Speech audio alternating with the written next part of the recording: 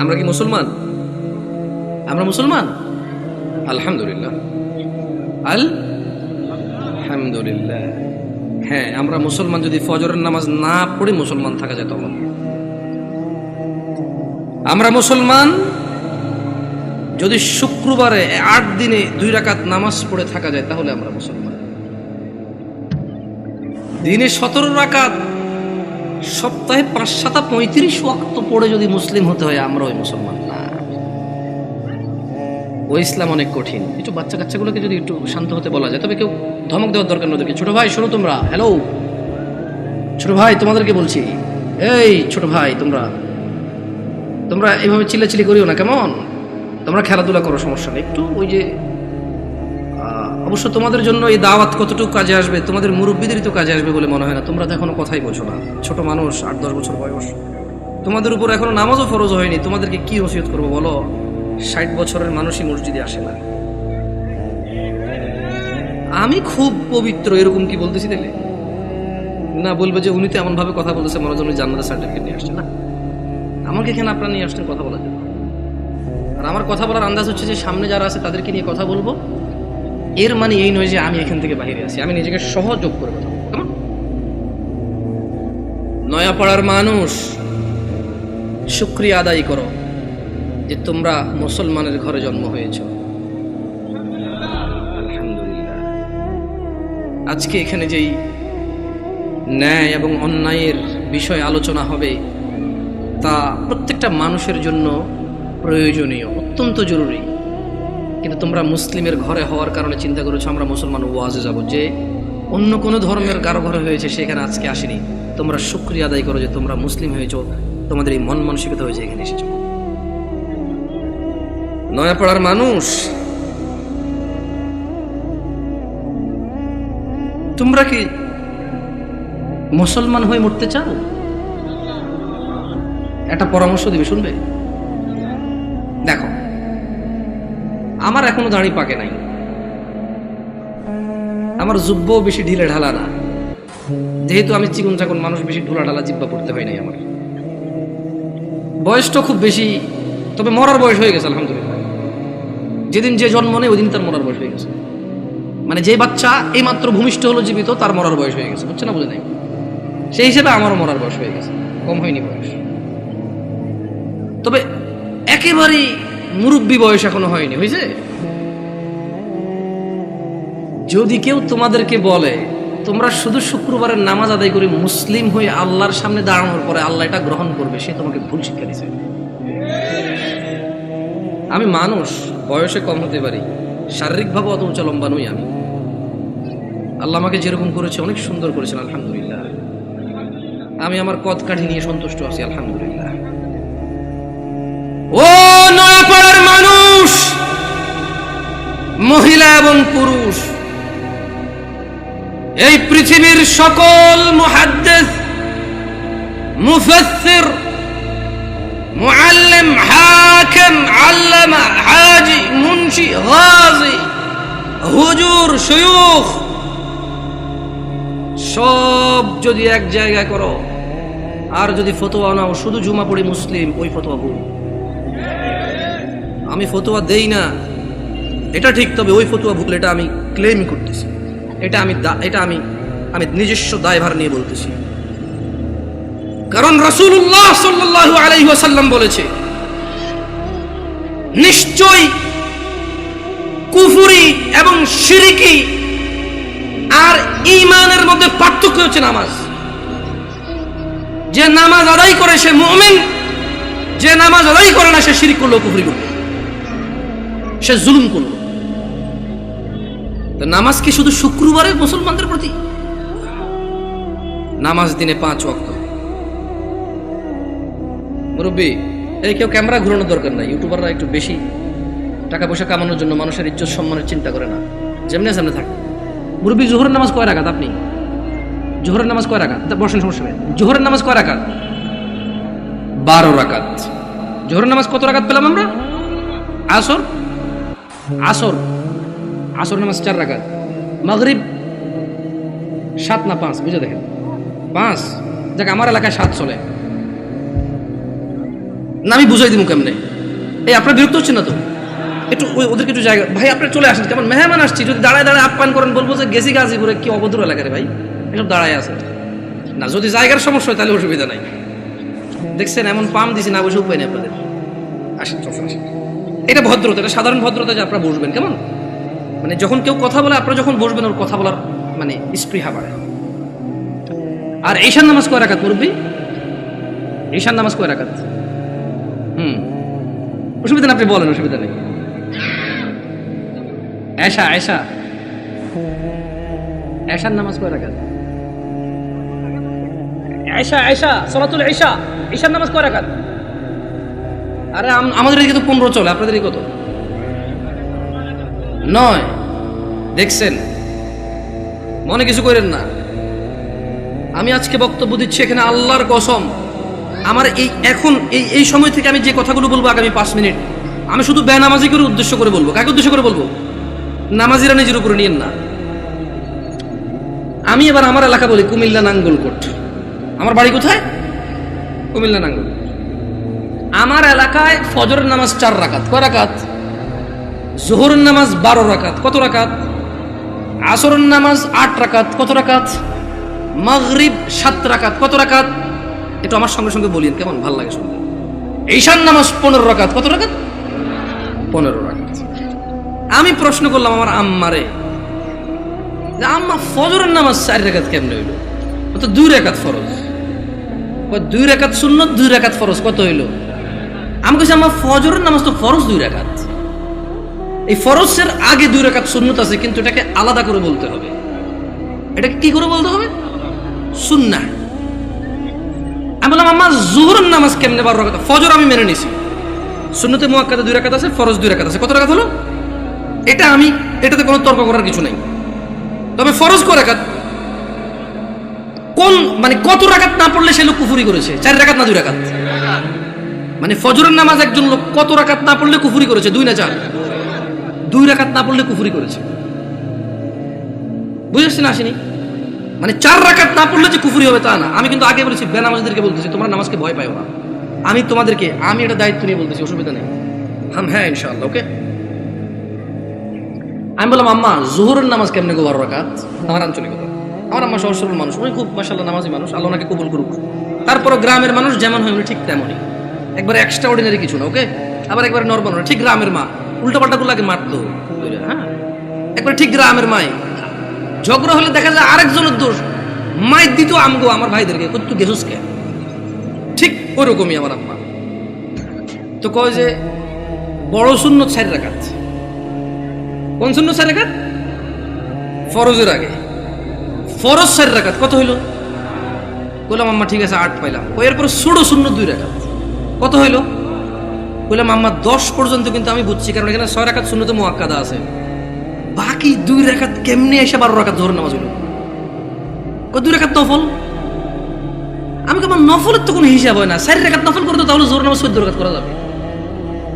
কারণ যদি নফল 2 রাকাত অ্যাড করে যদি জোহরকে 12 বানানো যায়, তাহলে আরো 2 রাকাত নফল অ্যাড করে 14 বানানো যাবে। ওই কেমনে? আমি কিছু যেমনি 2 রাকাত অ্যাড হয়ে 12 হয়েছে, এমনি 2 রাকাত অ্যাড হয়ে 14। বুঝাইতে পারিনি? বুঝাইতে পারিনি কি? আমি কি ভুল শিক্ষা দিচ্ছি মানুষকে? না, আমি আমার আম্মাকে বললাম যে আম্মা 10 পর্যন্ত আমি বুঝতে পারছি যে এখানে 4 রাকাত আছে, যেটা না পড়লে মানুষ কুফরি করে, শিরিক করে, মানুষের ঈমান থাকে না, ওর মুসলমানিত্ব থাকে না। আল্লাহ নবী বলেছে মুশরিক কাফের আর মুসলমান মুমিনের মধ্যে পার্থক্য হচ্ছে নামাজ। এই হলো জোহর 4 রাকাত না পড়লে এই লোক আর এই হিন্দু বৌদ্ধ খ্রিস্টানের মধ্যে পার্থক্য তেমন কিছু থাকে না। কিন্তু আমি আমার আম্মারে বললাম যে আম্মা বাকি 6 রাকাত সুন্নতে মুআক্কাদা, এটার বিশাল বড় বেনিফিট আছে, আমি ওই বেনিফিটটাও বলবো ইনশাআল্লাহ। বললাম আম্মা 12 কেমনে হইলো তাইলে? তোরে আমি আগে বলছি 2 রাকাত নফল 12 রাকাত। বললাম আম্মা নফল অর্থ বেশি। নফল অর্থ কি? আরবিতে নওয়াফিল বলে, জিয়াদা বলে। কি বলে? এই গাজীপুরে কেউ বিদেশ দেশ থাকে, সৌদি আরব, দুবাই, ওমান, কুয়েত, এগুলো থাকে। আমাদের এদিকে প্রচুর প্রবাসী আছে, ওরা আরবি বোঝে। আছে কেউ এখানে প্রবাসী?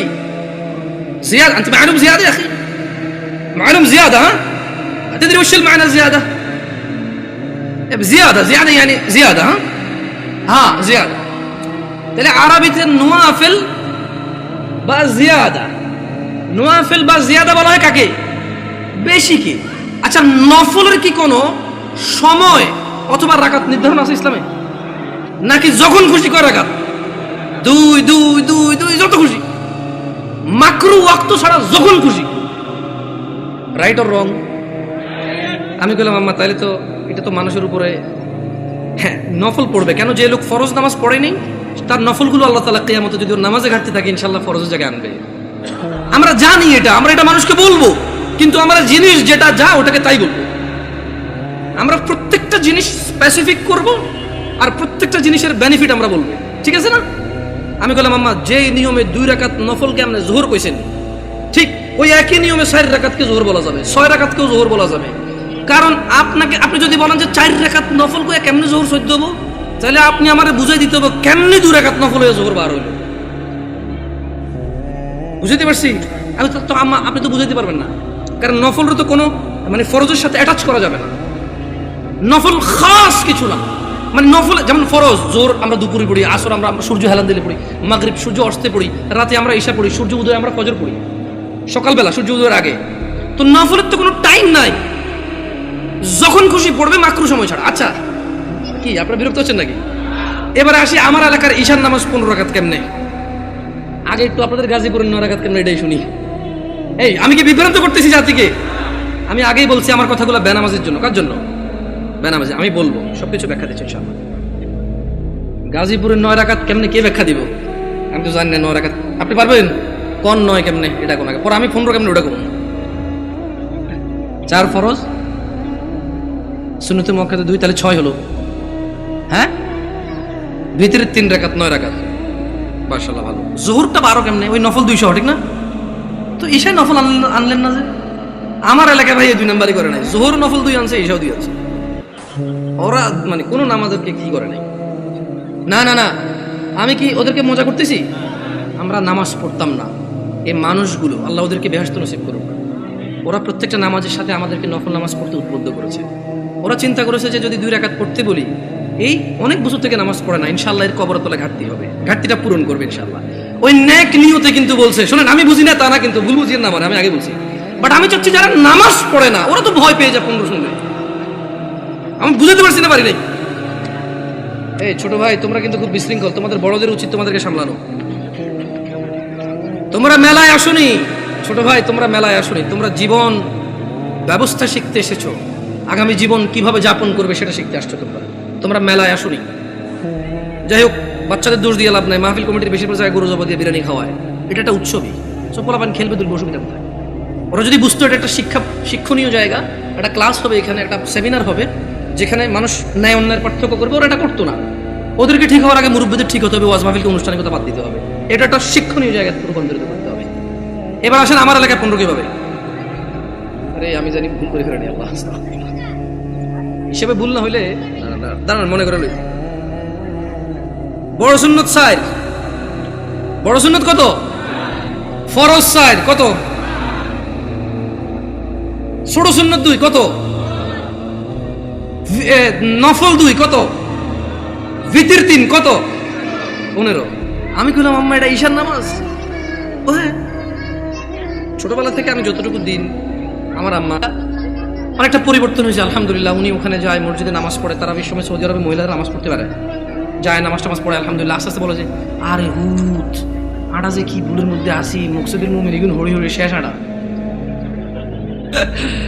আমি বলছি আম্মা আলহামদুলিল্লাহ, আল্লাহকে ভয় করেন, ইনশাআল্লাহ আল্লাহ ভালো পথ দেখাবে। বললাম না, গ্রামের সহজ সরল মানুষ, যতটুকু দিন আপনি শিখাবেন শিখবে, কিন্তু যদি সোর্সটা ভালো না হয়, দিন শিক্ষার সোর্সিংটা যদি ভুল হয়, তাহলে জীবন শেষ।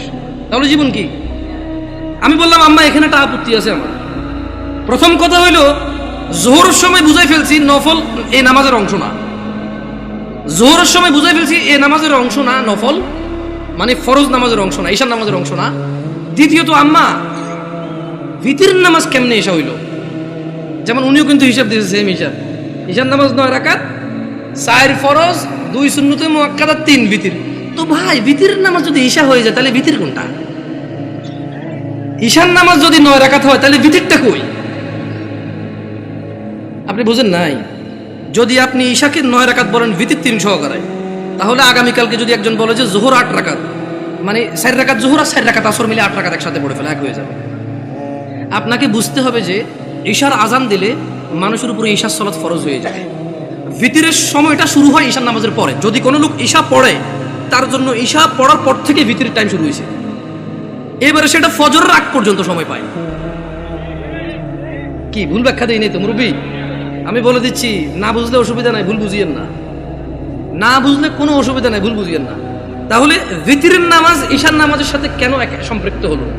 কারণ ঈশার নামাজ না হইলে ভিতরের সময় আসে না, ভিতরের সময় শুরু হয় না। বুঝতে পারছেন না পারেন নাই? ধরেন একজন লোক রাত 11টা বাজে, সে এখনো ঈশা পড়ায় নাই, সে কি ভিতর পড়বে? তাহলে সে ঈশা পড়ার পরে তার ভিতর স্টার্ট। তাহলে আপনি যদি এই যুবককে বলেন ঈশার নামাজ 15 রাকাত, গাজীপুরে বুঝছি একটু মায়া দয়া করে 9 রাকাত পেয়েছেন, তারপরে তো বলবেন পড়ে বলে মনে হয় না। একজন রিক্সা ড্রাইভার যদি চিন্তা করে 2 মিনিট করে তো 30 মিনিট। আমার এলাকার কথা বলতেছি। শোনো তোমরা যারা দরিদ্র এবং ধনী, যারা তোমরা সালাত আদায় করো না, নয়াপাড়ার মানুষ তোমাদের নবী মুস্তাফা সাল্লাল্লাহু আলাইহি ওয়াসাল্লাম মৃত্যু সজ্জায় বারবার উঠে বলেছে সালাহ সালাহ সালাহ, নামাজ নামাজ নামাজ। এই নামাজ তোমরা যারা আদায় করো না, তোমরা জেনে রাখো নয়াপাড়ার মানুষ, ও নয়াপাড়ার মহিলা ও পুরুষরা, ধনী দরিদ্র, সুস্থ অসুস্থ, তোমরা যেই হও না কেন, তোমাদের উপর তোমাদের রব দিনে 17 রাকাত নামাজ ফরজ করেছে। তোমাদের মধ্যে যে কোনো ব্যক্তি দিনে, পুরা দিনে সকাল থেকে রাত পর্যন্ত এই 17 রাকাত নামাজ আদায় করবে না, যে সে তার রবের সাথে কুফরি করেছে, রবকে অস্বীকার করেছে। ক্ষমা চাও তোমাদের রবের কাছে। আজকের এই মাহফিল তোমাদের জীবনের নামাজ ত্যাগের ইতির দিন হোক। আজকের এই নয়াপাড়ার মাহফিল তোমাদের জীবনের 5 ওয়াক্ত 17 রাকাত নামাজের সূচনার দিন হোক। ও নয়াপাড়ার মানুষ, তোমরা যারা দিনে 5 ওয়াক্ত 17 রাকাত ফরজ আদায় করো, এই 17 রাকাতের সাথে তোমরা যারা ফজরে 2 রাকাত সুন্নত, জোহরে 6 রাকাত সুন্নত, মাগরিবে 2 রাকাত সুন্নত, ইশায় 2 রাকাত সুন্নত, তোমরা যারা পুরো দিনে মাত্র 12 রাকাত সুন্নতে মুআক্কাদা পড়ো, খুশি হয়ে যাও। তোমাদের মুস্তাফা সাল্লাল্লাহু আলাইহি ওয়াসাল্লাম, তোমাদের ভালোবাসার নবী বলেছে, যে ব্যক্তি দিনে 12 রাকাত সুন্নতে মুআক্কাদা আদায় করবে, তার জন্য আল্লাহ প্রতিদিন জান্নাতে একটা ঘর বানাবে। ও নয়াপাড়ার মানুষ, কি মিস করতেছো? নয়াপাড়ার মানুষ, তোমাদের রাসূল প্যারে হাবিব সাল্লাল্লাহু আলাইহি ওয়াসাল্লাম বলছেন, ফজরের 2 রাকাত সুন্নত এ পুরো দুনিয়া আর দুনিয়াতে যা কিছু আছে সব কিছুর চাইতে উত্তম। তাহলে যে 2 রাকাত সুন্নত পৃথিবীর চাইতে উত্তম, ওই 2 রাকাতের সুন্নতের পরে যে 2 রাকাত ফরজ রয়েছে, এই ফরজের আল্লাহু আকবার কি দিয়ে মিটাবা? এই ফরজের সামি আল্লাহু লিমান হামিদা কি দিয়ে মিটাবা? কত টাকার মালিক হয়েছে তুমি নামাজের কাফারা দিবা, যেখানে সুন্নত 2 রাকাতের মূল্য পুরো পৃথিবীর সমস্ত সম্পদ বিক্রি করে যদি একটা স্বর্ণ কিনা হয়, ওই স্বর্ণকে যদি, এটা আমি ব্যাখ্যা দিচ্ছি বুঝার জন্য সহজে, ওই স্বর্ণকে যদি 1 পাল্লা রাখা হয়, আর ফজরের 2 রাকাত সুন্নতকে যদি 1 পাল্লা রাখা হয়, ফজরের 2 রাকাত সুন্নত ভারী। ওই সুন্নত এত ভারী হলে ওই ফজরের নামাজের ফরজ যেটা তুমি ঘুমের মধ্যে কাটিয়ে দাও, ওই 2 রাকাত ফরজের আল্লাহু আকবার, সামি আল্লাহু লিমান হামিদা, আত-তাহিয়াতু সুবহান রাব্বিয়াল আযীম, সুবহান রাব্বিয়াল আলা কি দিয়ে কিনবা? তুমি কি কয় টাকার মালিক হয়েছো যে 2 রাকাত সুন্নতই পুরো পৃথিবীর চাইতে উত্তম? তাহলে ওই ফরজের কি? জেনে রাখো উম্মতে মুহাম্মাদরা সাল্লাল্লাহু আলাইহি ওয়াসাল্লাম, তোমরা ভেবো না এই মাহফিলে 2 লাখ টাকা দিয়ে জিতে যাবে। ও উম্মতে মুহাম্মাদরা, তোমরা ভেবো না মাহফিলে দরিদ্রতার কারণে 10 টাকা দিতে পারোনি হেরে যাবা।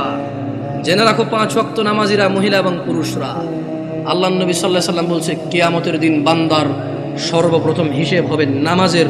ফাইন সলুহাত যার নামাজ ঠিক থাকবে সে নাজাতও পাবে, জিতেও যাবে। আর যার নামাজ ঠিক থাকবে না সে হেরেও যাবে, ধ্বংস হবে। নাউযুবিল্লাহ। তোমরা কি বুঝতে পেরেছো কোন কয় রাকাত নামাজের কথা বলা হচ্ছে? আমি মনে সুন্নত পড়তে না করে দিছি না, ভিতির পড়তে না করে দিছি। ভিতির এমন একটা নামাজ, সাল্লাল্লাহু আলাইহি ওয়াসাল্লাম, তিনি সাল্লাল্লাহু আলাইহি ওয়াসাল্লাম কখনো ভিতির ছাড়তেন না, এক রাকাতও পড়তেন। এইবার একটা কথা কয়ে দিয়েছে, আপত্তি আছে ভাই, ভিতির এক রাকাত মানে? দেখুন সিম্পল লজিক, ভিতির মানে বেজড়, ওকে? ভিতির মানে কি? এই বেজড় 1 থেকে শুরু হয় ভাই, বেজড় 3 থেকে কিভাবে শুরু হবে? তবে এখন একটা এই যে মাসলা মাসাইল বলবো না, কত চেষ্টা করছি বলবো না, মুখতে বেরিয়ে গেছে। দেখেন, আপনারা যদি আমাকে কেউ প্রশ্ন করেন, জামশেদ ভাই আপনি শুধু আহলি হাদিস মসজিদে কেন যায় জুমা পড়ান, অথবা শুধু আহলি হাদিস বা সালাফি বা সহিহ আকীদার ওরা দাওয়াত দিলে ওদের এখানে কেন যান, আমি আপনাদেরকে বলে দিতে চাই, আমি ওই প্রত্যেক মসজিদে জুমা পড়াবো। আমি বড় হয়েছি সৌদি আরবে। কোথায়? আমি কোথায় বড় হয়েছি? আমি সৌদি আরব বড় হয়েছি। ওখানে জুমার খুতবা আমরা 2টা শুনতাম। কয়টা শুনতাম? 2টা শুনতাম। এবং হাদিসেও এটাই পাওয়া যায়, জুমার খুতবা কয়টা? 2টা। এখন এখানে আসার পরে দেখলাম যে 3টা হয়। আমার হিসেবে তো 3টা, বাট আপনাদের হিসেবে 2টা। যেমন আপনাদের এখানে ওরা বলছে যে একটা বয়ান, একটা কি?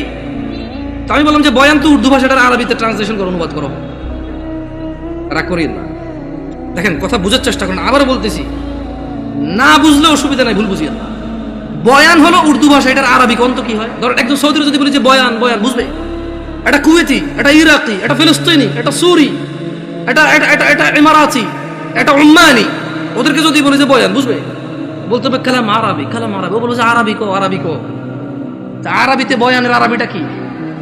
হ্যাঁ, খুতবা। আমিও তো তাই বলি 3টা খুতবা দেন।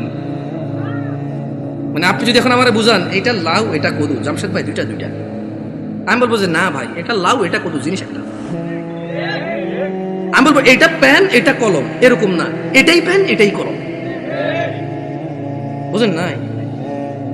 আমি এভাবে মানবো না। আমি হয়তো ইসলাম নিয়ে অনেক গবেষণা করতে পারিনি, হয়তো অনেক সুশিক্ষিত হতে পারি, কিন্তু ভাষা বুঝি। উর্দু ভাষা আমি বুঝি, আরবি ভাষা বুঝি, বাংলা ভাষা বুঝি। হয়তো বাংলা ভাষা ব্যাকরণ তো ভালো বুঝি না, হয়তো অনেক বাংলা লিখতে পারি না আমি এখনো, কিন্তু আমি কথা বুঝি ভাই। আপনি যদি বলেন যে এটা কলম এটা পেন, আমি বলবো নো, এটাই কলম এটাই পেন। ইংরেজিতে পেন, বাংলাতে পেন। জিনিস কয়টা? ভাষা কয়টা? ভাষা 5টা হইলেও জিনিস কয়টা? আমিও কই বয়ান মানি, এটা আরবিতে ট্রান্সলেশন করলে খুব হবে। ভুল বুঝিয়ে না, আবার বলতে শোনেন। তো যদি আপনারা বলেন যে আপনাদের মসজিদে দাওয়াত দিবেন, আর যদি বলেন যে জামশেদ ভাই আপনার স্বাধীনতা আছে 2টা খুতবা দেওয়ার, তাহলে ইনশাআল্লাহ ঠিক 12:30টায় খুতবা শুরু করব। ইন্নাল হামদালিল্লাহি নাহমাদুহু ওয়া নাস্তাঈনুহু ওয়া নাস্তাহদি, শুরু করব আল্লাহর প্রশংসা দিয়ে। একটা আরবি আয়াত পড়বো, ওই আয়াতের অর্থ করব। একটা আরবি হাদিস পড়বো, ওই হাদিসের বাংলা ইনস্ট্যান্টই করব। এভাবে আধা ঘন্টা 1 ঘন্টা যা আল্লাহ তৌফিক দিয়ে কথা বলে বসবো, বসে আবার উঠবো, আবার আরবিতে যেটা বলবো ওটার বাংলা অনুবাদ করে খুতবা শেষ করে 2টা খুতবা দিয়ে নামাজ পড়ে সালাম ফিরে ফেলবো। আপনি মনে করেন না যে আমি খালি অমুকে দাওয়াত দিলে যাই আর অন্যকে দাওয়াত দিলে যাবো না। এখন আমারও তো একটা নিরাপত্তার ব্যাপার আছে না? ধরেন আমি এর গল্পগুলো আসলে চলে আসে। তা আমি যখন প্রথম বাংলাদেশ থেকে সৌদি আরব থেকে আসছি, বিয়ে শাদী করছি, তা আমার শ্বশুর চিটং একটা কেন্দ্রীয় মসজিদের ইমাম, তিনি আল্লাহ ওনাকে নেক হায়াত দিক, খুব আদর করে আমাকে। যদিও আমি তোরা যোগ্য না, আমার আব্বা আম্মা দেশে নেই, তো সেই হিসেবে হয়তো আরো বাড়তি আদর করে যে কেউ দেশে নেই। এখন উনি আমার বিবাহের 8ম দিনে আমি চিটং যাই, যাওয়ার পরে উনি বুঝতে পারছে যে আমি একটু সৌদি আরব থেকে আসছি একটু সিধা সিধা, মানে টানা টানা সিস্টেম নাই, কালাম সিধা খালাস এমসি সিধা, সোজা হাঁটো। হ্যাঁ, তো এখন উনি আমার ওয়াইফকে বললো যে আমার তো মসজিদে আসি, লোকজন তো জিজ্ঞেস করবে জামাই কি করে, বললে ঈশার নামাজটা কি পড়াবে কিনা। মানে এখন ধরেন আমি তখন সৌদি আরব থেকে আসছি, সালাম ফেরানোর পর আমি ইস্তেগফার করতাম, জিকির আসকার করি, মুনাজাত যেটা সবাই মিলে দিয়ে দিই, ইনস্ট্যান্ট শেষ করে সুন্নতে চলে যায়। তো ওখানে অনেকগুলো জিকির আসকার আছে, ওগুলো আমি কন্টিনিউ করি। কেমন মাশাআল্লাহ ভাই, মাথা নাড়তেছে ভাই, বুঝতেছে মনে হয় অনেকগুলো জিকির আসকার আছে। তো উনি এটা ব্যাপারটা বুঝতে পারছে, তো বুঝতে পারে আমাকে বললো যে এখন ওখানে তো মুনাজাত না দিলে ঝামেলা হবে। আবার ও যাচ্ছে, ঠিক আছে যদি ও নামাজ পড়ায় মুনাজাত আমি দিয়ে দেবো, অসুবিধা নেই। তা আমি বললাম যে ঠিক আছে, অসুবিধা নেই, নামাজ পড়াতে অসুবিধা কোথায়, সবাই মুসলিম আলহামদুলিল্লাহ। কেউ কি কাউকে ফতোয়া দিতে পারবো এই কাফের মুশরিক? পারবে কেউ? তবে হ্যাঁ এটা বলতে পারবো যে আল্লাহর সাথে অংশীদারিত্ব করে সেই মুশরিক। যে ইসলামে আল্লাহ নবী সাল্লাল্লাহু আলাইহি ওয়াসাল্লাম কিছু বলে নাই, সেটাকে দিন মনে করে, সওয়াবের কাজ মনে করে করে সে বিদআত। Right or wrong? গেছি নামাজ পড়াইতে, তো নামাজ পড়াইছি, নামাজ পড়ানোর পর উনি মুনাজাত দিয়ে দিয়েছে, আমি চুপ ছিলাম। আমার কথা হচ্ছে আপনারা মনে করেন না যে দেখেন আমি গত বছর মাহফিল করেছি, আমাকে কওমি ভাইরা দাওয়াত দিয়েছে, আলহামদুলিল্লাহ। ওনারা সবাই দাওয়াত দিয়েছে দিন প্রচারের জন্য। কি প্রচারের জন্য? আমি ওখানে গেছি, কোরআন ও সুন্নাহর ভিতরে থেকে কথা বলছি। আমি দেখলাম যে আমাকে কেউ কিছু বলেনি, আলহামদুলিল্লাহ। কি থেকে কথা বলছি? কোরআন ও সুন্নাহ থেকে কথা বলছি। আমি কারোর নাম ধরে ধরে দোষ দেই নাই, আমি কারো বাপ মা তুলে কথা বলি নাই, আমি নেতা নেত্রী তুলে কথা বলি নাই। আমি কথা বলছি যে আল্লাহ বলেছে এটা। যেমন আমি যদি এখন বলি আল্লাহর সাথে শিরিক করিও না, ওয়াইজ ক্বালা লুকমানু লিবনিহি ওয়া হুয়া ইয়াইযু ইয়া বুনাইয়া লা তুশরিক বিল্লাহ ইন্নাশ শিরকা যুলমুন আযীম। আর স্মরণ করুন, লুকমান উপদেশ দিতে গিয়ে তার ছেলেকে বলেছে, হে আমার বৎস, তুমি আল্লাহর সাথে শিরিক করিও না। নিশ্চয়ই আল্লাহর সাথে শিরিক করা সবচাইতে জঘন্যতম অপরাধ। ইন্নাল্লাহা লা ইয়াগফিরু আন ইউশরিকা বিহি ওয়া ইয়াগফিরু মা দুনা যালিকা লিমান ইয়াশা ওয়া মান ইউশরিক বিল্লাহ ফাকাদ ইফতারা ইসমান আযীমা। নিশ্চয়ই আল্লাহ ক্ষমা করে না শিরিক ছাড়া। নিশ্চয় আল্লাহ শিরিককে ক্ষমা করে না। এছাড়া মানুষের এ টু জেড যত গুনাহ আছে সব গুনাহ ক্ষমা করে দেয়। ওয়া মান ইউশরিক বিল্লাহ, যেই ব্যক্তি আল্লাহর সাথে শিরিক করলো, ফাকাদ ইফতারা ইসমান আযীমা, সে পৃথিবীর জঘন্যতম মহাপাপ রটনা করলো। আমি যদি বলি আনাস ইবনে মালিক রাদিয়াল্লাহু আনহু عن النبي صلى الله عليه وسلم قال يقول الله تعالى لأهون أهل النار عذابا يوم القيامة।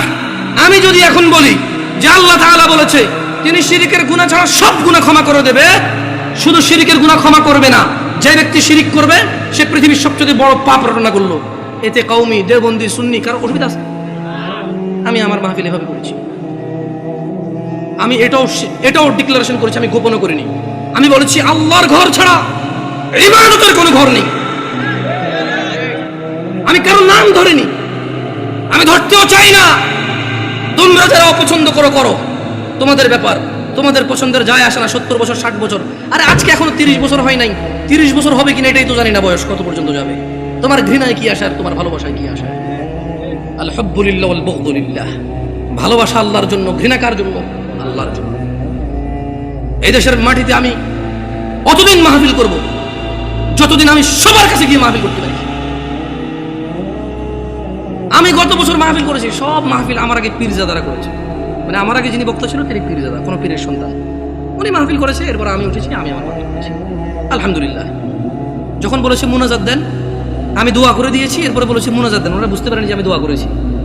তো আমি বলেছি যে মুরব্বী একজন কাউকে দিয়ে আপনারা দেখেন। আমি আসলে আমি সিম্পল কথা বলে দেখেন, দোয়া কি? দোয়া মানে মানুষ তার নিজের চাহিদা, সুবিধা অসুবিধা কার কাছে বলবে? এবং আল্লাহর কাছে সুবিধা বেশি পাওয়ার জন্য বলবে, যে অসুবিধাগুলো রয়েছে সেগুলো থেকে পরিত্রাণের জন্য আল্লাহকে বলবে। এটাই দোয়া। বুঝতে পেরেছি? এটাই দোয়া। তো আমি দোয়া করি সব জায়গায়। হয়তো বাংলাদেশের প্রচলিত অনেক সিস্টেম নিয়ম আমি জানি না, আর যদি আমাকে এগুলো আপনি বুঝাইতে হয় কোরআন সুন্নাহ দিয়ে বুঝাই দিলে আমি করবো ইনশাআল্লাহ। মানে 100 লোকে বলেছে, 1000 কোটি বছর আগ থেকে চলে আসছে, আই ডোন্ট কেয়ার। বলেন একজন মেতর মুচি এসে যদি বলে যে জামশেদ তুমি ভুলে গেছো তোমার রাসূল এভাবে বলেছে, আমি বলবো আমাকে ক্ষমা করে দাও, আমার অপারগতা, তুমি আমাকে এই তথ্য দিয়ে আমার উপকার করেছো, তুমি আমার ভাই, আমার কলিজায় আসো। আপনি যত বড় কিছু হন, যদি বলেন যে এটা 50 বছর 200 বছর থেকে চলে, ওনারা কি জানতো না? আমি বলবো ওনারা জানে নাকি জানে না আমি জানি না, তবে আমি জানি না। শোনো না পাড়ার মানুষ, আল্লাহর দিকে ফিরে এসো। তোমরা শিরিক করিও না। তোমরা মনে করো তোমরা শিরিক করো না। ও যুবক বৃদ্ধরা, যারা তোমরা ফজরে ঘুমিয়ে থাকো, জোহরে আড্ডায় থাকো, তোমরা আল্লাহর দিকে ফিরে আসো। আল্লাহ ছাড়া তোমাদের কোনো নিরাপত্তা দানকারী নেই। মুহাম্মদ সাল্লাল্লাহু আলাইহি ওয়াসাল্লামের অনুসরণেই তোমাদের সফলতা।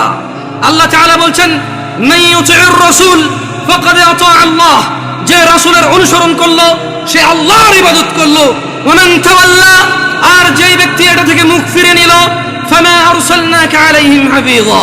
ও মুহাম্মদ সাল্লাল্লাহু আলাইহি ওয়াসাল্লাম, যেই ব্যক্তি আপনার দাওয়াত থেকে সরে গেছে তার প্রতি আপনাকে আমি পাহারাদার হিসেবে পাঠাইনি, যা খুশি করতে দেন।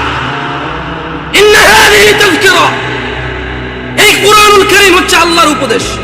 ফামান শাআ ইত্তাখাযা ইলা রাব্বিহি সাবিলা, এদের মধ্যে যে দাম্ভিকতা করে করুক, এদের মধ্যে যে অস্বীকৃতি করে করুক, এদের মধ্যে যার যা খুশি করুক। ফামান শাআ ইত্তাখাযা ইলা রাব্বিহি সাবিলা। এই কোরআনুল কারীম, এই হাদিস, এগুলো হচ্ছে আল্লাহর পক্ষ থেকে উপদেশ। যার খুশি সে মেনে নিয়ে জীবন গঠন করবে, যার খুশি সে মানবে না, মরে গিয়ে জাহান্নামে নিক্ষিপ্ত হবে। জেনে নাও নয়াপাড়ার মানুষ, তোমাদের রব বলছে রাসূল সাল্লাল্লাহু আলাইহি সাল্লামের অনুসরণে রয়েছে সফলতা। তিনি বলেছেন লাকাদ কানা লাকুম ফি রাসূলিল্লাহি উসওয়াতুন হাসানা। ও ব্রাজিল আর্জেন্টিনার পতাকা বাহিরা, ও ফ্রান্সের মুহাম্মদ সাল্লাল্লাহু আলাইহি সাল্লামের কার্টুন বানানো নিয়ে রাস্তায় নামে পুরো দেশ জ্যামকারী এই লোকগুলোই তো এখন পতাকা উড়াচ্ছে ছাদে ছাদে। তোমাকে অপমান করতে আসেনি। ওয়াল্লাহি আমি নিজে এমন অনেক অপরাধী, যখন আমি এই অপরাধে থাকি আমার কাছে কোনো অনুভূতি থাকে না, বোধ শক্তি থাকে না, জানোয়ারের মতো হয়ে যায়। আমি মনে হয় না এটা লজ্জা করার কাজ। তোমার অবস্থা আমারও যেই অপরাধগুলোতে আমি লিপ্ত, যেমন আমি নির্লজ্জ, তোমার অবস্থা এরকম। তাই তোমাকে আমি আমার থেকে আলাদা মনে করি না, তোমাকে ভালোবেসে বলি। তুমি তো সেই যুবক যে ফেসবুকে একদিনে 50টা স্ট্যাটাস দিছ, ফ্রান্সের মাল বন্ধ করো, ফ্রান্সের এই সেই করো, ইসরায়েলের মাল বন্ধ করো, ব্রাজিলের মাল বন্ধ করো, খাবো না, জ্বালিয়ে দাও। এগুলো তো তুমি বলেছো, আমরা এগুলো বলিনি। আমরা রাসূলের সুন্নত এভাবে পালন করি। যারা রাসূলকে ঘৃণা করে আমরা বলি যে আমরা ভালোবাসি। দেখো ওয়াল্লাহি এটা কখনোই রাখতাম না যদি সুন্নতে মুহাম্মদ না হতো সাল্লাল্লাহু আলাইহি ওয়াসাল্লাম। আমি হাজার অন্যায় করি, আমি মানি মানুষ হিসেবে আমার অপরাধের শেষ নেই, আল্লাহ আমাকে ক্ষমা করুন। তবে তোমরা যারা মুহাম্মদ সাল্লাল্লাহু আলাইহি ওয়াসাল্লামকে নিয়ে কুচ্ছা রটনা করো, অবমাননা করো, তোমাদেরকে বলে রাখি আমার টাকনুর উপরের কাপড় ওনাকে ভালোবেসে। তোমাদের বলে রাখি আমি বাম্পা দিয়ে টয়লেটে যাই ওনাকে ভালোবেসে। তোমাদেরকে বলি আমি ডান হাতে খাই ওনাকে ভালোবেসে সাল্লাল্লাহু আলাইহি ওয়াসাল্লাম। যুবক, কার আদর্শ নিয়ে বড় হচ্ছ? এই দেশের বাবা মারা কি তাদের সন্তানকে আদর্শ শিখাবে না? এরা কি তাদের সন্তানকে এভাবেই শিয়াল কুকুরের মতো রেখে চলে যাবে পৃথিবী ছেড়ে, আর আশা করবে তাদের মৃত্যুর পরে এই সন্তানগুলো তাদের অনেক কাজে আসবে?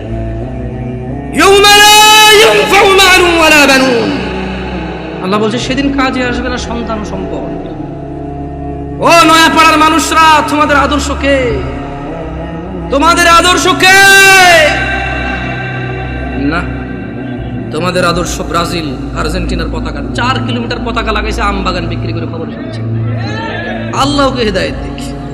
আল্লাহ আমার ভাইকে বোঝার তৌফিক দান করুন। যদি আজ বাংলাদেশের নিয়ে কিছু করতে বুঝতাম, নিজের দেশের একটা গিনিস বুকে ওয়ার্ল্ড হইতো। অ্যাটলিস্ট বাংলাদেশ, আমরা বাংলাদেশি, আমাদেরকে কেউ চিনত কোনো একটা কারণে, হয়তো আমরা গেলে সম্মানিত হতাম যে আচ্ছা তুমি ওই দেশের মানুষ, যে দেশের মানুষ তাদের দেশকে এত ভালোবাসে। এখানে দেখি যে বাংলাদেশের পতাকা একটা 20টা থেকে অন্য দেশের পতাকা, বাংলাদেশটা একটু করে রাখে। আমি বলতেছি না যে পতাকা উড়ালে সোয়াব হয়, না উড়ালে গুনাহ হয়, এরকম আমি বলতেছি না, কিন্তু আসলে কি বলবো আপনাদেরকে নিয়ে, কিছু বলার নাই। তো বয়স অনেক পরে মাইরে মেরে নামাজ দিবে না। আউযু বিল্লাহি মিনাশ শাইতানির রাজীম। লাকাদ কানা লাকুম ফি রাসূলিল্লাহি উসওয়াতুন হাসানাহ লিমান কানা ইয়ারজুল্লাহা ওয়াল ইয়াওমাল আখির ওয়া যাকারাল্লাহা কাসীরা। যুবক, নয়াপাড়ার বৃদ্ধ, যুবক, মহিলা, পুরুষ, কার আদর্শ তোমার? তোমাদের রব বলছে নিশ্চয়ই তোমাদের জন্য মুহাম্মদ সাল্লাল্লাহু আলাইহি ওয়াসাল্লামের মধ্যে রয়েছে উত্তম আদর্শ। তাহলে আদর্শ কারটা উত্তম?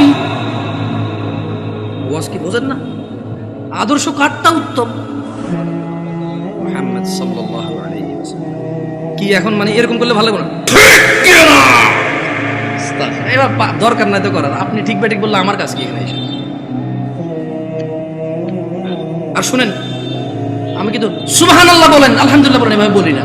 মনে রাখবেন, ওয়াজের মাঠে যদি আপনি ভালো কিছু শুনেন, যেটা মনে করেন যে আপনার জন্য সুসংবাদ, সুবহানাল্লাহ বলবেন, আলহামদুলিল্লাহ বলবেন।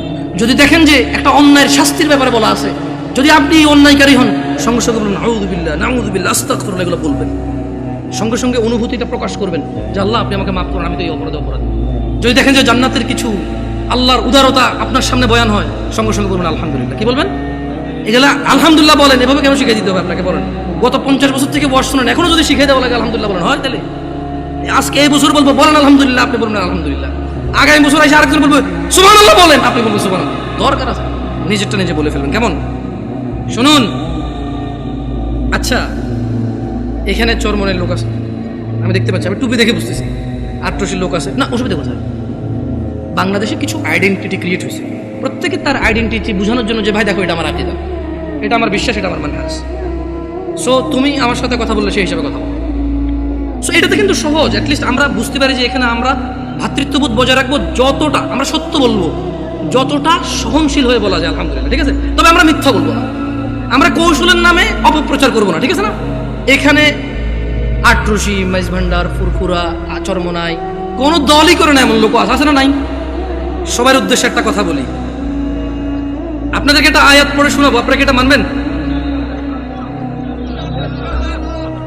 কোরআনের আয়াত কিন্তু মানতে হবে কিন্তু, ঠিক আছে? পড়ে শোনাই তো। আউযু বিল্লাহি মিনাশ শাইতানির রাজীম। ওয়ামা আতাকুমুর রাসূলু ফাখুযুহু ওয়ামা আতাকুমুর রাসূলু ফাখুযুহু ওয়ামা আতাকুমুর রাসূল ওয়ামা আতাকুমুর রাসূলু ফাখুযুহু। আল্লাহ বলছেন যে আমার নবী, আমার রাসূল যা কিছু দেয় ফাখুযু, নিয়ে নাও। নিবেন? তাহলে ছাড়তে হবে কি? আল্লাহ বলছেন পরবর্তী অংশে আয়াতের, ওয়ামা নাহাকুম আনহু ফান্তাহু। আজকে ওয়াদা নেওয়ার দরকার নেই, পরে আবার ঝামেলা, অসুবিধা নেই ভাই। হ্যালো কিছু বলিয়েন না, কারণ বাচ্চা মানুষ, আস্তে আস্তে বেশি কিছু বলিয়েন না, বাচ্চা ছোট পোলাপান মানুষ। শুনুন, এরা আজকে আসতেছে, যদি এরা এখানে না আসে আগামীতে কারো পাওয়াই যাবে না। অলরেডি আপনাদেরকে বিরিয়ানি দিয়ে আনে, সিন্নি দিয়ে আনে, পিন্নি দিয়ে আনে, জিলাপি দিয়ে আনে। এই পোলাপান যদি ওয়াজের আশেপাশে না আসে, ওদেরকে টাকা পয়সা দিয়ে আনতে পারবেন না। এখন তো বিরিয়ানি দেন, কেন? ভুল বলছি নাকি? ভুল বলছি? পিন্নি, সিন্নি, বিরিয়ানি, খেজুরি, পোলাও, কুরমা, ভাই এটি তো অনেক পুরান হয়ে গেছে জিলাপি ভাই। এই জিনিস এখন আর খাইতে পাবলিক ওয়াজে আসে না। অমুক ওয়াজে যাবি, দৌড় না, কেন? ওর শুধু জিলাপি খাওয়ায়। চল অমুক জায়গা যাবি, কেন? আরে মুখ একটা জব দিয়েছে, গরু একটা, মহিষটা জব দিয়েছে, চল খাই আসি পাঠ করে। এরপর আবার পোলাবেন ওয়াজ তো শোনা যায়, বলবো দোস্ত আমি 3 প্যাকেট লইছি, বুঝছস? 3 প্যাকেট। আরে ভাই ও বুঝে না, আমি এখান থেকে দ্বারা 1 প্যাকেট, ওখান থেকে দ্বারা 1 প্যাকেট নিয়েছি। ওয়াজ হয়ে গেছে এটা। তো এই পোলাবানগুলো ঘুরঘুর করতেছে, ঘুরঘুর করতে দেন। তবে ছোট ভাই তোমাদেরকে ভাইয়া অনুরোধ করি, তোমরা দৌড়াদৌড়ি করলে একটু বাইরের দিকে করো, কারণ তোমাদের শব্দ আসে, একটু ভাইয়া কনসেন্ট্রেটটা নষ্ট হয়ে যায়, হ্যাঁ, মনোযোগ দিতে পারি না। তো তোমরা আমার ছোট ভাই, তোমাদেরকে অনুরোধ করলাম, তোমরা খেলাধুলা করো, দৌড়াদৌড়ি করো, একটু শব্দ যত কম করে করা যায় সর্বোচ্চ চেষ্টা করো। বাকি ওদেরকে কেউ কিছু বলবেন না, কেমন? তাহলে একটা আয়াতের কথা বলেছিলাম, আপনারা নেবেন, বলেন তো আয়াতের অংশ মানবেন কিনা? ওয়ামা নাহাকুম আনহু ফান্তাহু। মুহাম্মদ সাল্লাল্লাহু আলাইহি সাল্লাম যা ইসলামের নামে দেয় নাই তা ছেড়ে দাও, ছেড়ে দিবেন? চরমনাই হন, আট্রসি হন, মাইজ ভান্ডার হন, ফুরফুরা হন, হানাফি, শাফি, মালাকি, সুফি, চিশতি, সাবরি, তরিকত, হাকিকত, মারিফত, যেটাই হন, এই আয়াতটা মানবেন?